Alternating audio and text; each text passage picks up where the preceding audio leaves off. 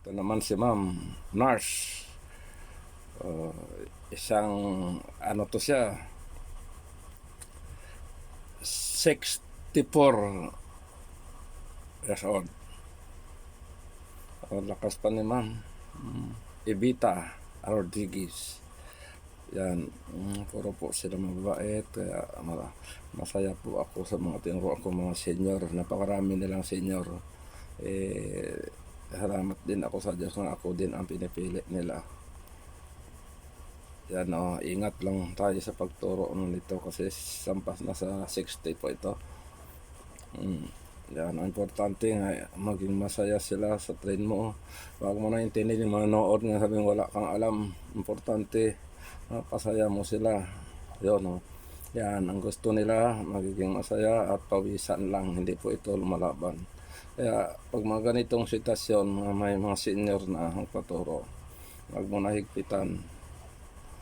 Laruin mo para maging masaya, enjoy sila, hindi yung para puna, mali, correct, wag. Ako iba po, pag nagturo ako, hindi ko inuuna ang pag-correct sa mga mali dahil hindi na babalik yan, maboboring po sila. Hayaan lang sila muna maging masaya. Tapos unti-unti pa isa-isang i-correct mo yung mga tama. Marami po to sila, Ma'am Anita Chua. Marami ito, mga doktora. Puro may mga edad po ito. Ito, ipopost ko po ito. At least may makakita po mga senior. Kayang-kaya po ito. Depende lang sa magiging trainer nyo at makirandam din kayo. Hindi yung bira ng bira, banat ng banat. Mamaya tataas dugo nyo. Ako, unang salang pa lang, tinatanong ko kung mataas ba dugo nyo, high blood kayo. Yun.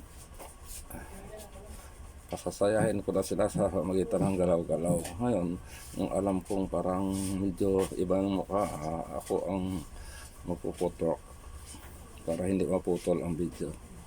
Parang si Ma'am Evita Rodriguez. Dito to sa dito sa Retiro Gym Reflex. Ngayon ako tuwing linggo nasa circle po ako. Ma'am sir, kung gusto yung kayong magpapawis, andoon makita nyo ko 8 AM hanggang 10 AM po ako. Saan sa gym namin sa Cubao, Coach ng Lario, Coach Art, andoon lahat mga fighter.